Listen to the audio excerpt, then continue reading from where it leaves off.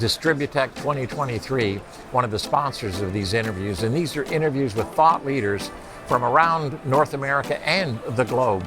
Our sponsors are H2 Scan. H2 Scan is the leading sensor manufacturer for hydrogen sensing in a lot of different applications, in transformers, in battery room safety, in processes in safety, in industrial, and in the future hydrogen economy. So I want to thank our sponsors, and I want to thank all of our guests, and I hope you enjoy this interview. My next guest is someone that I've only met in person for the first time, which is a delight. Audra Drazga. She is the Vice President of Energy Central, an organization that we know well at APC Media because we support what they do in a big way. But Audra, thank you for joining us. Thank you, Alan, for having me. All right, so normally we ask people, when we say, how long have you been in the power system? I don't know that I'm going to ask you that. How long have you been doing what you do? Right. Okay. Sure, it's a great question.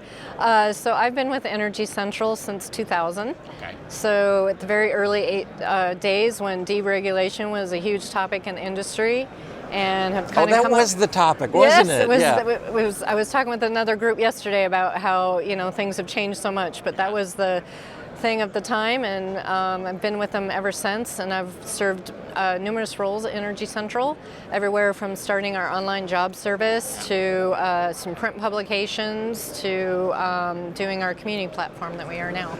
Okay, we're going to talk more about Energy Central later because I want to know more about what you do. I know the communities. I know I'm the chair of the Smart Grid Reliability Alliance, and we love whatever you guys do there. But what I want you to think about, and this is really good, 2020, or 2002? 2002. Okay. So 2000. 2000. Yep. 23 years ago, the big issue was the deregulation of the... What do you think the big issues today that you're hearing out there? So what I'm seeing a lot on the site, a lot of the conversations that I see, or also when I talk to people at the show, some of the common themes have been, that I'm hearing a little bit is around the grid modernization, but running into the issues with distribution supply chains are starting to become a problem. And I'm also hearing that once maybe we get the supply chain issues solved, we're going to probably have workforce issues, which is kind of interesting because back when I started with the industry, we were talking about the aging and retiring workforce, and I keep thinking it's going to hit, and everyone's saying now they're thinking in another 2 years it's going to seriously hit, and we're going to be in trouble from workforce. So that's one area. I think it hit during COVID. I think that for sure a lot of people finally said, okay, we're done. We had the recession in 2008 where a lot of people stayed in the workforce that we thought were going to leave, or they came back to the workforce. And I think too that the COVID 2020 kind of pushed people to say, okay, I'm officially done. So, and we're definitely seeing some of it. So we are going to talk about those two things. Supply chain issues. Last year when we did IEEE PES, we did interviews there. Then we did them again at Renewable Energy. The number one issue that we were talking about was supply chain, right? It's not that they're gone. Supply chain issues are not gone, and they're being exacerbated by geopolitics, people wanting to bring supply chain back here to North America. So there's just a lot going on as it relates to that. But we've got a better handle on them today. We don't have a good handle yet on the labor issues. We're going to go back to that. We need a better handle on that. But here's what also is happening. Because of decarbonization, decentralization, digitalization, all of the major Ds, and because of this rapid change, there has been a flat line in power demand, right? And all of a sudden it ticked up a little bit. And the scope is going to be like that. I just read a report on Bloomberg that said our original projections for EV adoption are 2.6 times off, okay? It's going to happen faster and it's going to be steeper than we thought. Well, if you do the math on all of that, the demand curve is going to suddenly, so now we no longer have a supply chain problem, we have a demand curve issue, right? So we've got all of these things going on. It's kind of like the perfect storm of change. Yeah. Here's what I think it's causing. The utility industry has been so staid and slow to move. They can't do that anymore. They know they can't do that anymore. And I've never seen the industry more open to change. Would that be true? I would agree with that a little bit, but I also feel like the utilities, this is my personal opinion, maybe feel like they're caught in a storm a little bit. Yeah. Of, with the new IIJA, and where's that money going to go? What do I need to focus on? I've seen some other trends also, which I thought was interesting. Is somebody wrote an article recently about 40% unpaid utility bills. How is that going to impact some of these utilities? I thought it was a really high, it was like 40 or it was a high number, so don't quote me on the percentage, but it really caught me by surprise when I saw the percentage of that, and I thought, well, that's certainly got to come into play at some point as well. But I think we're at a point where things are going to change drastically, and we're going to have to move no matter what. So the industry, And as here at Distributech, you're seeing 2 years ago, you saw everything was IoT. 3 years was IoT. Yep. Digital utility. Right. And remember last year there were a lot of drones flying around. Yep. You don't see any. There's one drone company, right? Yeah. And you see now, I think what I would call it is system-wide. Hey, we can help you manage the whole system. But nobody's saying we can manage it all. Right. They're saying, hey, we're part of the solution. And I like to hear that. Hey, it's no one, it's open architecture. Right. We've got to have interconnectability. You've got to have people who make equipment to be able to work with other people's equipment. Same case for you, you're saying? Actually, that's interesting that you said that, because a couple of solution providers that I spoke with over the last day were talking about how their systems plug into multiple systems versus just one or two, and they can adapt to other ones as needed. And I think that is critical, because there is no one perfect solution out there. There are going to be people that have specialties in certain areas, whether it's GIS or asset management or whatever it is that they specialize in, and they need to be able to work together. And that's some of the, we've been hearing that theme for years too, is how we get one team to talk to the other because they're all on their own systems. These systems are going to have to start coming together and working together. Remember that when we come to talk about Energy Central, because of your communities. Okay. Some of them now need to be broken apart and talk together. Well, but we'll get back to that. Okay. What else are you hearing at Distributech that's interesting? You're going to go back and say, wow, this is something we need to put into our planning.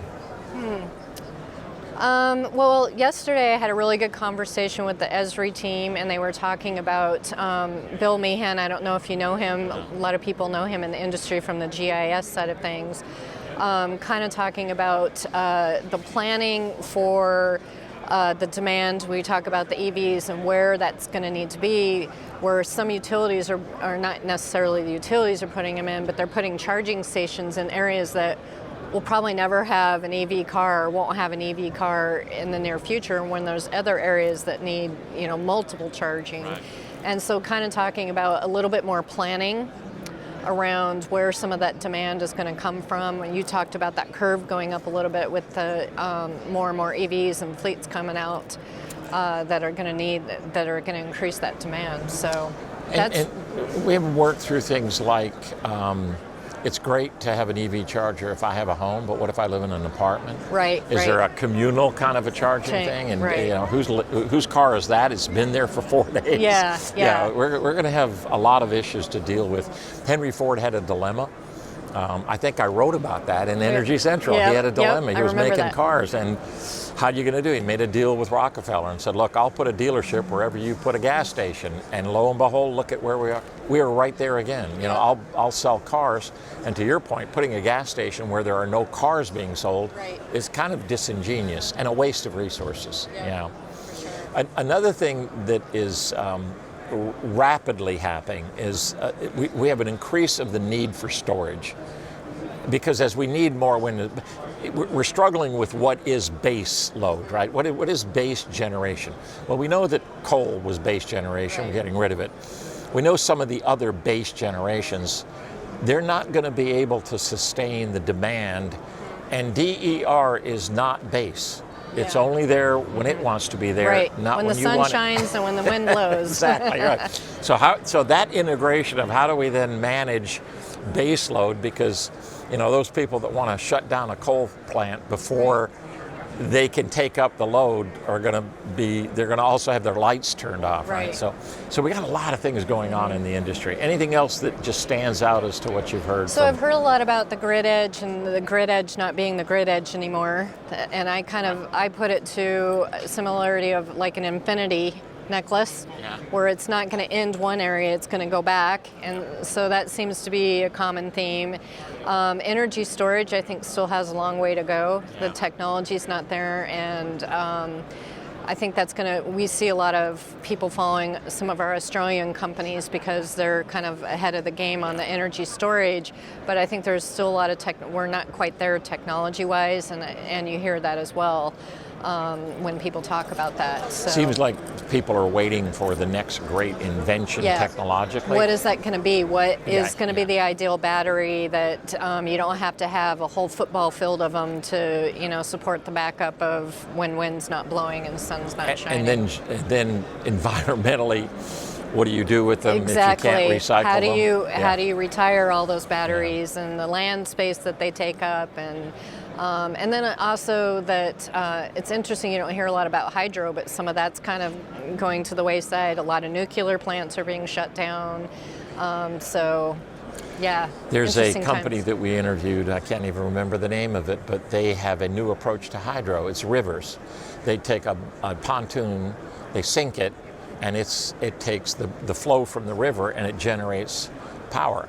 And then they run. Are they doing the pump storage, or they're just doing No, they're the generator, right? Okay. Oh, okay. They do away with diesel generators, and they take it, and it works particularly well in small areas where there are villages and things like that. But they are now going to scale, because in the larger rivers they can put 3 or 4 of them. It doesn't impede the river. It doesn't affect the fish life in the river.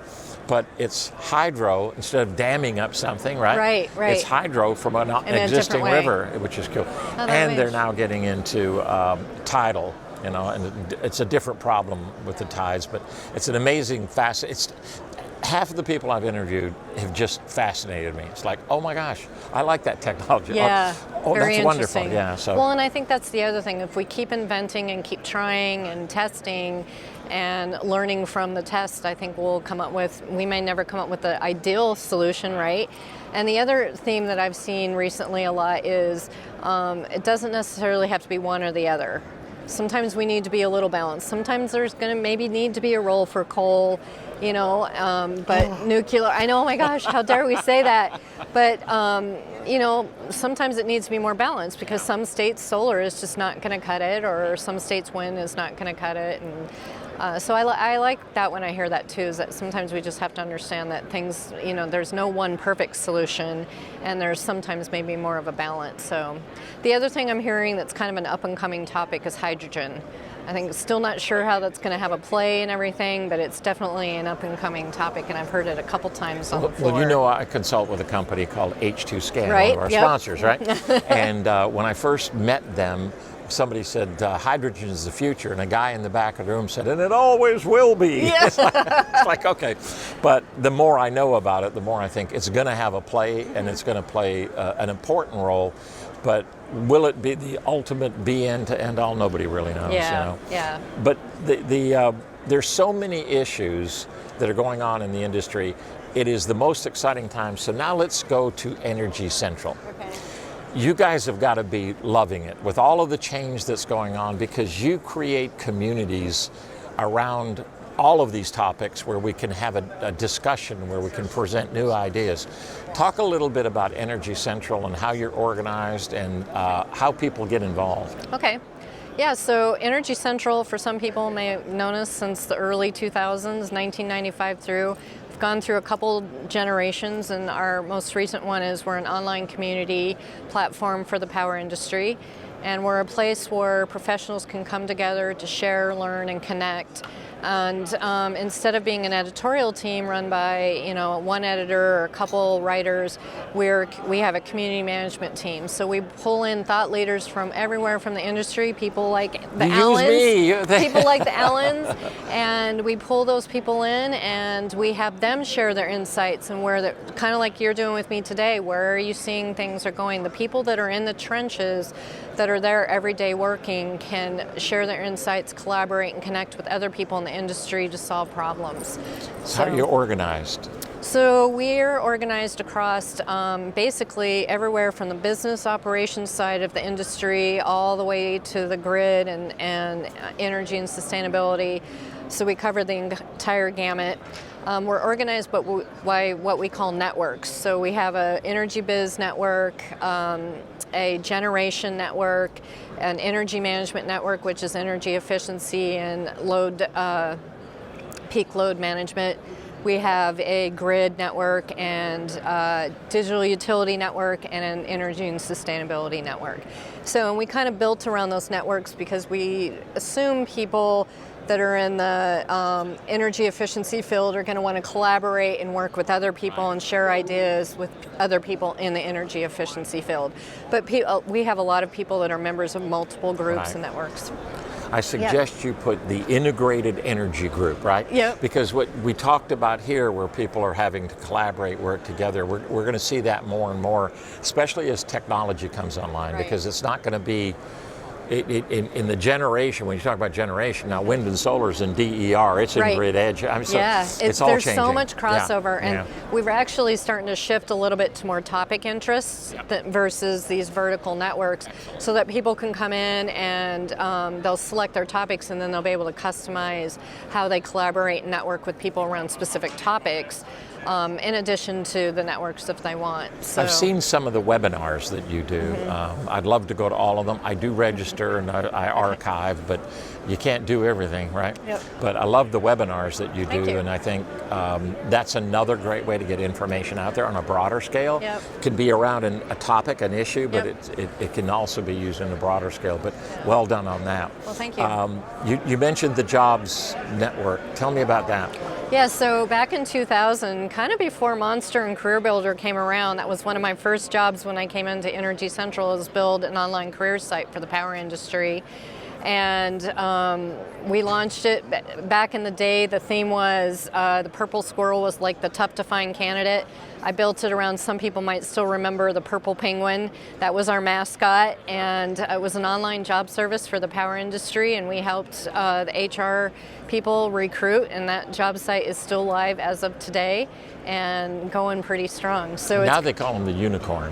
Yeah, it's the unicorn, but we had, people may remember that have been around as long as me, we had a big booth, and it was, we had a penguin, and he was a purple penguin amongst a bunch, and the theme is that you found that unique, rare to find candidate. Yeah. So step back again, I'm going to ask you, it's the same question for two different approaches. What do you think 10 years from now the biggest challenge is going to be in this industry? Oh, wow. Assuming that we get through supply chain, assuming that we've at least mitigated the labor issue, because I don't think that's going to go away. It's going to be here for a while. But what do you think is next is the challenge? Well, because I was going to say labor. I think part of the issue is that the utility industry isn't really a glorified industry. It's not, I guess, sexy maybe is the word some people use. And you're in high school, who thinks about, I'm going to go work on a wind turbine, or I'm going to be a lineman? They just don't even know those careers are out there. So I certainly think getting into the schools at a younger age and making people aware that this industry is here and that there are careers out there is going to be an important factor. And I think if we don't get in there, that's going to be a huge issue 10, 20 years from now for sure. Other than that, wow. The other big one is going to be geopolitical. Yeah. We don't know what's going to happen. Yeah, and, that's a when good Putin point. invades Ukraine, changes Germany's way of thinking about power. And I'm not saying it's all war, but it's just geopolitical things. Could be trade wars, politics. We've had weird things happening in politics. Who could have predicted COVID? Yeah. I mean, when you say 10, 20 years from now, I mean, who knows what we're going to be facing. Yeah. So same theme, Energy Central. Where are you going to be 10 years from now? I think we're going to continue to develop the communities, but I think we'll get a little bit more into some more in-depth conversations, working groups. So we formed an institute called Utility Analytics Institute. We sold that off a few years ago, and that's how our community platform came about, the open platform versus the paid membership. But part of the Institute's role was to not only get the conversation at the high level, which is kind of where our community is now, but also to drive down into smaller groups getting together and collaborating and solving problems, and working at a little bit smaller intimate group level and in specific areas. And so I do see us growing a little bit in that direction, taking, we have the high level community talking, but then we might pull people down into a little bit more specific working groups and discussion groups around areas that maybe are hot topics or problems that need to be solved in the industry. I love the hot topic problem solving part of it, because a lot of times people don't know where to go to get honest, wise counsel, Yeah. and sometimes they can't go to their boss because guess what, he retired 5 years ago. Well, Yeah. and the other thing too is the tough thing is a little bit in this industry, the ability to share information.